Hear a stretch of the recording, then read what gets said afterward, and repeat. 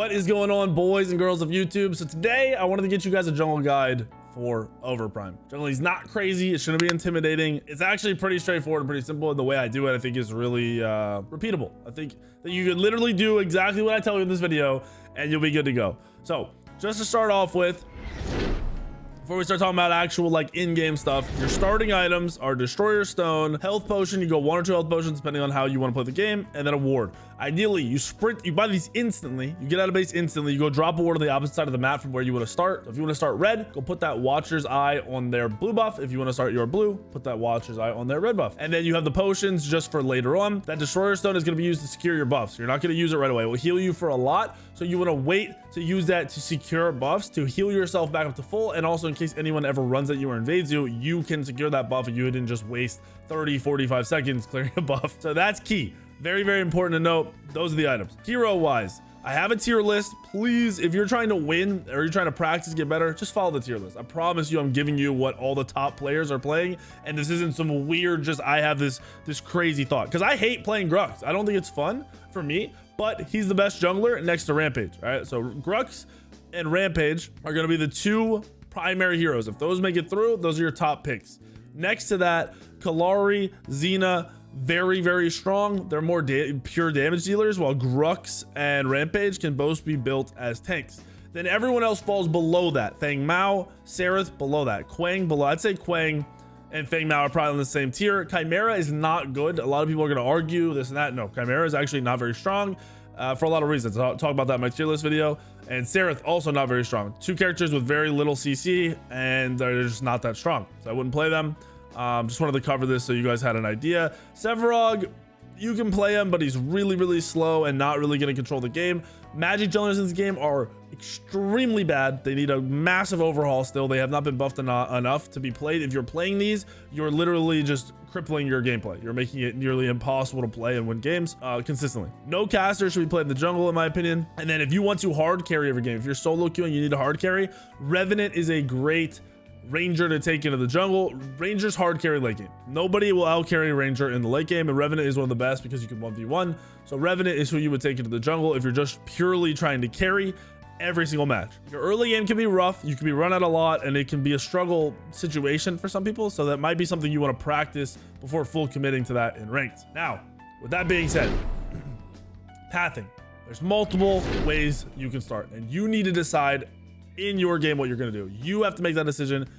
Completely up to you. There isn't really a wrong start. If your team isn't 5-man invading, which probably won't be consistent at most ranks, then you choose where you start. As a physical jungler, I start red. As a magical jungler, I usually start blue. Now, you can start on their buffs. So if they have a magic jungler, they're probably going to start blue. So you could start their red. Be a little risky. Most of the time, it's going to be a physical jungler. So that's just something to think about. They have Kalari. He's going to start reds. You're playing Rampage, so you're going to go start their blue. And you could use that to your advantage to just start on their side of the map, take some farm away that maybe they aren't expecting. Early game, that ward you bought, you're going to use that to get vision right away. You're going to rush out of base, get that vision. You're going to use that vision for the first early part of the game for counter ganks. So if you see them ganking a lane, you can go that way, or you can just call out, tell your teammates to back if you see a gank going their way. You can also use it to invade them while they're doing a buff, because they won't have that Destroyer Stone to secure. So you could invade and go for kills very, very easily in the early game, because junglers don't have a blink. They don't have a dash. There's no movement ability on them except for their actual abilities. So like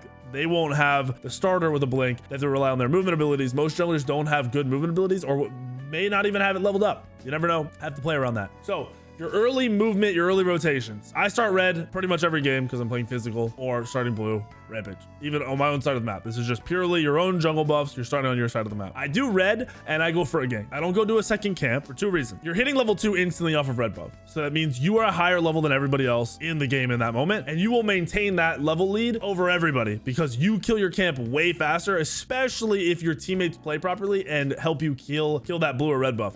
Duo lane should help you kill their side, and solo lane should help you kill your side. And that, when I say help you, I mean they do 2 to 3 bars of health. They go back to lane. They don't miss any XP. So you you hit level 2, you then have the option of gank. I like to pressure out mid because if my mid laner has pressure, his rotations become a second jungler. We can follow each other around. He can gank wherever I gank, and it's way easier to control the map and the game if you have 2 people rotating. So I'll head to red. I will run straight to mid. I'll either wait for that mid laner to walk up a little bit and engage on him, or I'll just run in if he's already in a position to engage. If he's not, help clear the wave and then leave. Go invade their jungle, go to your jungle, go for another gank. Completely up to you. But you're looking for that mid-game kill, mid-game or mid-lane kill, not mid-game, mid-lane kill. If you're playing Kalari, the right click into the E will insta-root, gives you high kill potential because your right click will come back up. If you're playing Grux, your pool can cancel their dash, cancel their movement abilities, and can just catch them off guard really, really hard. If you're playing Rampage, the gank can be a little bit harder unless they're very out of position. This just goes down the list. If you have a hard CC, you have a chance for a kill. Straight up, you have a good chance for a kill. You usually can take a tower shot or 2 as well at level 2, which is weird because in most games you're gonna die. You take a tower shot, right? But in this game, you take a tower shot or 2, and you have that time to react, to get in, get 1 or 2 autos, tower shots on you, and back out, and you'll live. Watch out for the enemy jungler doing the same thing, especially after I drop this guide. You guys might be clashing. You might need to wait it out and look for that 2v2. That's why wards are important, and wards can be very valuable for you. So if you aren't feeling your mid lane gank, you can go straight to a side lane as well. You don't have to go mid. Dual lane's a harder lane to gank if they have vision control. So you can see on your mini map who has vision control. Both teams are gonna have wards at level 1. One team will clear the other team's wards if they're good. So if your team clears their ward, dual lane's gankable. If their team clears your ward, not gankable, gonna be very, very hard. You have to take very deep pathing, go around into their side of the jungle and come up through the window. Or if you're level 3, which would mean you go to another camp, or you go take a wave for your mid laner or whatever, you get stealth into something like Kalari, you can run up the lane, or you could use your other movement ability to just try to close that gap. But ideally, ganking duo is a lot harder. Solo right away is an easier gank. If you're doing that buff, that red buff going straight to solo lane, they usually don't have a ward, and they're usually level 1 by the time you get to lane. So there is kill potential if you can get there at level 1. So that's your early game, you know, your first 3 minutes or whatever. If a gank fails or a gank succeeds, I have 2 reactions. Successful gank, especially in mid lane, I'll go straight into their jungle for an invade to kill them. I want to kill their jungler. He's not gonna have movement. He's killable. You and your mid laner run in at them, he's dead. If I don't get the kill, I usually will head into my own jungle to farm, or I will head into their opposite side jungle from where the jungle is starting to get a camp. Usually only commit to 1 camp because it is very risky to stay in the jungle for too long. You can be collapsed on very, very easily in this game. So don't risk that. It's not worth risking it. Just 1 camp is enough. Don't be greedy, okay? And then after each camp, I'm looking for another gank. I don't do camp to camp to camp to camp to camp. I'm pressuring my lanes and looking for constant ganks. One thing to realize as a jungler is your ganks are not going to be 100%. You're not going to get in the lane and get a free kill, even if you play it perfectly. I have fantastic positioning and hit all my abilities all the time and they get out. It's because characters with double movement are insanely hard to gank. Double movement is their ability. So like a Grux dash or a Rampage leap, whatever, and their starter dash. If you burn that starter dash, that person is killable for, I think it's like 5 minutes. It's a 300-second cooldown or something. Is my math right? Yeah, 5 minutes. So you have 5 minutes to come back to that lane and get a free kill. So your ideal gank, even if it's not a kill, it's to burn that starter blink. Okay, burn that starter blink. Recognize, hey, that's down for 5 minutes from when I just was in that lane. I'm going right back. Your ults are usually on a 60-second cooldown, maybe a minute and a half cooldown. So you have very good kill potential once that's down. So re-pressure into that same lane. Use your wards as a jungler after that to counter ward. You don't need deep vision. This isn't like Smite. This isn't like a lot of other MOBAs. Use that ward. Anytime you hit a ward, you see an eye above your head, they see you, put a ward down, counter ward that instantly.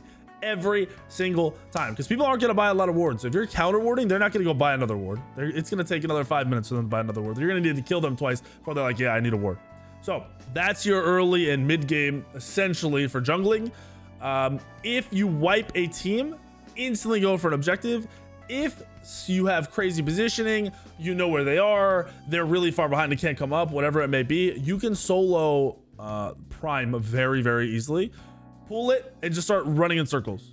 Just strafe in a circle while auto attacking. It will not do much damage to you at all, if any. And then secure it with your destroyer stone. Once the prime and the spirit are up, save your destroyer stone for securing buff. There's no reason to use it unless you have to, you know, secure a buff. So save it. Don't waste it just to clear a little bit faster. Save it for securing. That's going to be very important for you to make sure you have the big boy buffs on your team. You know, you secure spirits, you secure prime, so you can win that late game. It's also going to be important for you if you get invaded to have it up to cancel out that invade by just securing your buff and dipping and getting out. out of there as soon as possible, or, you know, getting into the fight if your team collapses on it. For the late game, most junglers, you're going to go one of 3 builds. If you're using opbuilds.gg, it's my website. I update it with the meta builds. I literally just go on, I go what all the top level players are building that is consistently working, and that's all that's on there. It's that simple. So on characters, like pretty much every jungler, Grux, Rampage, Kalari, Xena, you go one of 3 builds. You got full damage, which works, but you have to play properly. Like you have to play really smart and you have to build the right build. If you're going damage and you're not going early pen, you're not going to build that's OP builds, you're going to get wrecked. I'm just telling you that right now. You will not consistently win against other good players. You can go hybrid build, which is, you know, an early game damage item or 2, or it's, you know, Zimias into a damage item or 2 into full defense. And then there's full defense, which is a Zimias into just rest defense items. All of those work, but they're going to change your playstyle. If you're going hybrid or full defense, you can be the initiator in the fights. You can start the fights with your group 5v5. That's your job. Start the fight, get the CC off, get them to commit to you, and then survive. You know, kite around, do damage to survive, whatever it is. Survive while your teammates carry you, your ranger, your casters carry you. The damage build is going to be more you carrying, and that is a much harder way to play in this game. You're going to take your time entering fights. It's not the second my teammate goes in, I'm going in. It's my teammates went in. Wait a second. All right, engage. Let me get to the back of the fight. And you're engaging on the ranger or the caster. Whichever one is carrying harder is the one you want to kill, or whichever one is just easier to kill for you is the one you want to kill. So engage and open on them. If you can kill them in the backline, you're able to keep fighting. Your auto attacks hit very, very hard in this game. So while you dump a full kit onto somebody, if they die, you're able to just sit there autoing the next person. They'll die too. So that's the other way to play for that late game team fight for your junglers, for whichever build you're going. Like I said, if you're the tank build or the hybrid build, you're initiating, you're starting the fight, you're trying to jump onto a squishy, hit him with a CC, and then you're trying to survive. That's it. You're trying to survive because you're not going to pump out a lot of instant damage. You're going to be slowly burning them down with autos and the Zimias, and your teammates are going to be the ones doing the big boy damage behind you. So just keeping them alive, peeling, and just surviving yourself is very, very important in those team fights. For sieging, you have to read the siege on your own. If you can walk into the tower, take a couple shots while your teammates kill it, do it. If you can dive and definitely land a CC, do it. Otherwise, play it very slow. Take your time. Try not to get poked out too much. So if you don't see a full commit, just let your teammates sit up there and do the poking and try to trade a little bit and play around major objectives. You don't have to be diving anything to win these games. You can literally just play for your primes and your spirits and win off of them very, very easily. And that's how most games will be won.